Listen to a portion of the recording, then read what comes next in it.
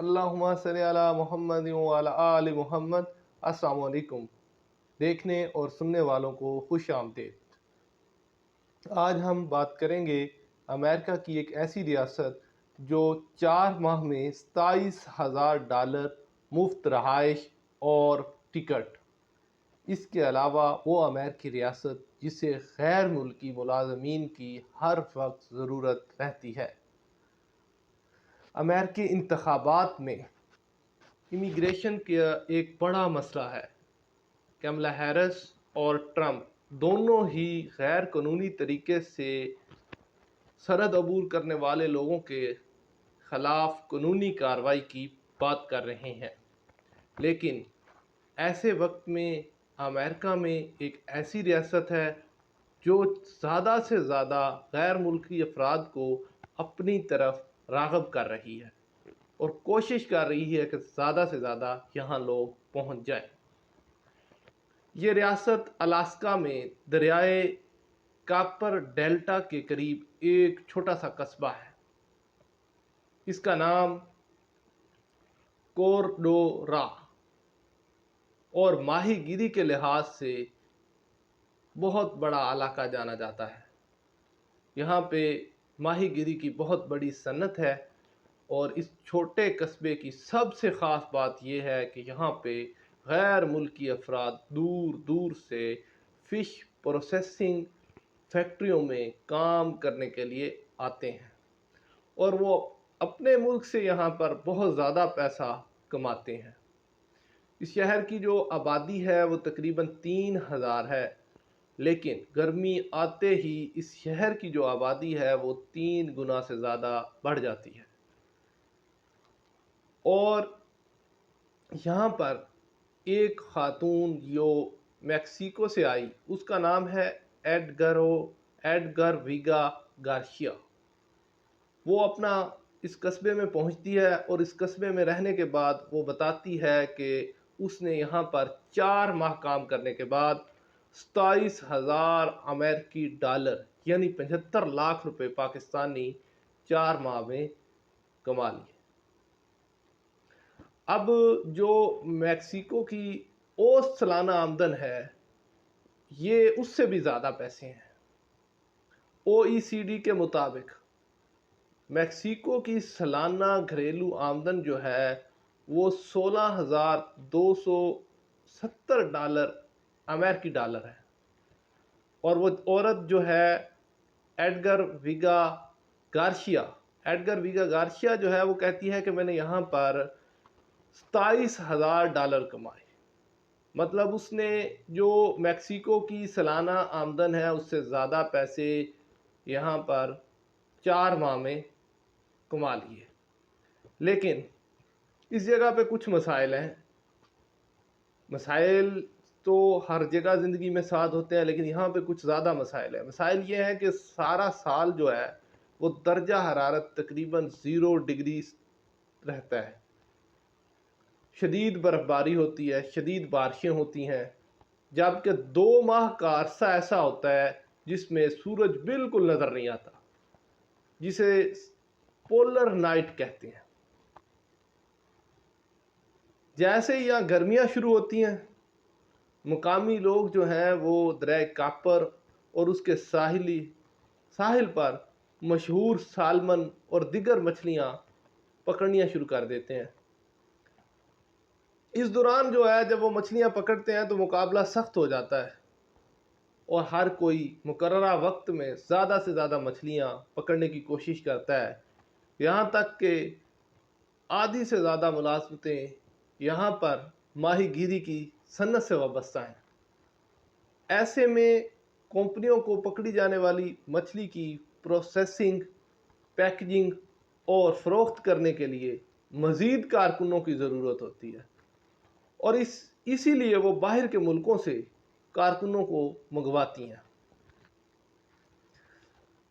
اب یہاں پہ امریکی جو ریاستی لیبر ڈپارٹمنٹ ہے جو الاسکا کا ہے، وہ کہتا ہے کہ سمندری غذا کی صنعت میں جو 80% کارکن ہیں وہ غیر ملکی ہیں اور وہ کام یہاں پہ وہ کہتا ہے کہ الاسکا میں آنے والے جو دوسرے لوگ ہیں وہ غیر ملکی بھی ہیں، ان کے ساتھ ساتھ دوسری ریاستوں سے بھی لوگ یہاں پر آتے ہیں،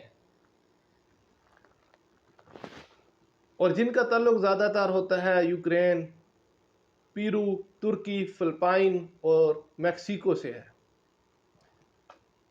ان ممالک کے جو لوگ ہیں وہ اچھی تنخواہوں پر کام کر کے اپنے حالات بہتر کرنے کی کوشش کرتے ہیں، جہاں تک وہ اپنے ملک میں زیادہ سے زیادہ پیسہ کمانے کا موقع ملتا ہے۔ ایک کارکن جو ہے وہ 1 گھنٹے میں 18 امریکی ڈالر کما لیتا ہے۔ اگر وہ اوور ٹائم یعنی زیادہ وقت کام کرتا ہے تو اس کی کمائی جو ہے وہ $27 تک چلی جاتی ہے۔ اب الاسکا کا ایک قانون ہے، وہ قانون یہ ہے کہ اگر اوور ٹائم تنخواہ ہوگی تو 50% لازمی زیادہ دینی پڑے گی، مطلب آپ کی جو تنخواہ ہے اس کا 50% اضافہ لازمی ہوگا اوور ٹائم میں۔ زیادہ تر کمپنیاں جو ہیں وہ اپنے ملازمین کو مفت رہائش، 3 وقت کا کھانا اور انہیں کوریڈورا میں اپنے پیسے خرچ کرنے کی ضرورت نہ پڑے وہ بھی مہیا کرتی ہیں۔ اس طرح کمپنیاں ملازمین کو اپنی کمائی ہوئی تمام رقم جمع کرنے کا موقع دیتی ہیں۔ کوریڈورا میں کوئی سینما یا شاپنگ مال نہیں ہے کیونکہ یہ سمندری علاقہ ہے، اور جب موسم ماہی گیری کے لیے اچھا نہیں ہوتا تو مچھیرے جو ہے شہر کے واحد بار میں وقت گزارتے ہیں، جہاں لندن کے کسی شراب خانے جیسا ماحول ملتا ہے۔ یہی نہیں بلکہ اگر ملازمت مل جائے تو پھر کمپنی راؤنڈ ٹرپ کرایہ بھی فراہم کرتی ہے، کیونکہ کوریڈورا جیسی جگہوں تک صرف ہوائی جہاز اور کشتیوں کے ذریعے ہی پہنچا جا سکتا ہے۔ ایسا نہیں ہے کہ ملازمین بہت پرتعائش زندگی گزار رہے ہیں۔ شپنگ کنٹینر جو ہیں ان کے کمرے بنے ہوئے ہیں، ایک کمرے میں 4 لوگ رہتے ہیں، وہ انہیں استعمال کرتے ہیں، اپنی اشیاء اور ایک چھوٹے سے لاکر میں اپنا سامان رکھتے ہیں۔ اور کام بھی اتنا آسان نہیں ہے، ماہی گیری کا کام ہے۔ شفٹیں اکثر صبح سے شروع ہوتی ہیں اور 18 گھنٹے یا اس سے زائد چلتی ہیں، کیونکہ روزانہ ہزاروں کلو مچھلی پکڑنی پڑتی ہے۔ لیکن اتنی مشکل سے کاٹنے کے بعد ایڈگر جانتی ہے کہ صرف 4 ماہ کی جو اس کی تنخواہ ہے، جو میکسیکو سے ایڈگر آئی تھی، وہ کہتی ہے کہ میری 4 ماہ کی جو تنخواہ ہے میں باقی پورا سال میکسیکو میں آرام سے رہ سکتی ہوں، جہاں اس کے بچے انتظار اس کا کر رہے ہیں۔ بہت سے تارکین وطن کارکنوں کے لیے، اپنے خاندانوں کے لیے طویل عرصے تک پیچھے چھوڑنا اور الاسکا میں کام کرنا سب سے بڑا چیلنج سمجھتے ہیں۔ ایڈگر اپنی بوڑھی والدہ کے لیے بہت پریشان رہتی ہے۔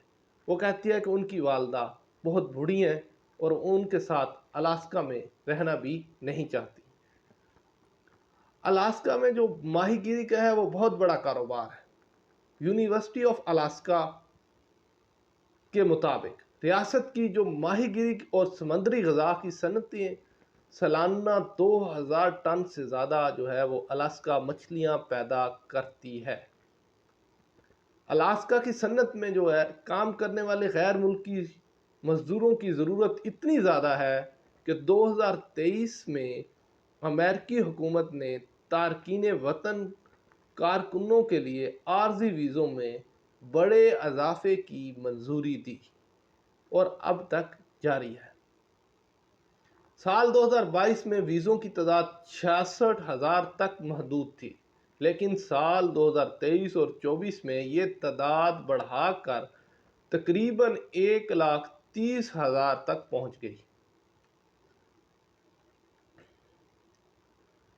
رچ ویلر ہے جو کوریڈورا میں نارتھ ساؤتھ سی فوڈز کے نام سے ایک چھوٹا سا مچھلی پروسیسنگ پلانٹ چلاتے ہیں، جہاں ایڈگر بھی اس سال کام کر رہی ہے۔ کہتے ہیں کہ انہیں مقامی امریکی کارکنوں سے پریشانی ہوئی، کیونکہ وہ منشیات استعمال کرتے ہیں اور لڑتے رہتے ہیں۔ ان کا یہ بھی کہنا ہے میکسیکو سے آنے والے لوگوں نے ان کے کاروبار کو بہت بڑھایا اور وہ ہمیشہ وقت پر کام کرتے ہیں۔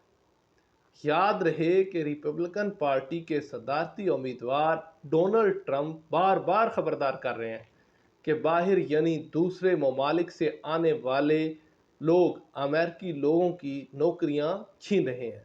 دوسری جانب کملا ہیرس نے کہا کہ وہ سرحد کو محفوظ بنائیں گی۔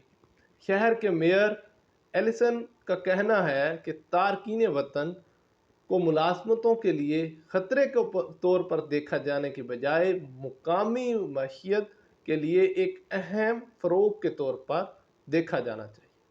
وہ کہتے ہیں کہ اگر الاسکا کے کسی اخبار میں اشتہار دیتے ہیں کہ آپ کو 250 ملازمین کی ضرورت ہے تو آپ کو 20 سے زائد درخواستیں نہیں ملیں گی۔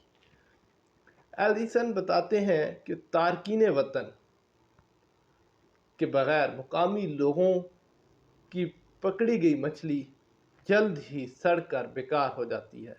اگر مچھلی کو پکڑنے والا کوئی نہ ہو تو شاید یہ ایک خالی شہر ہوتا۔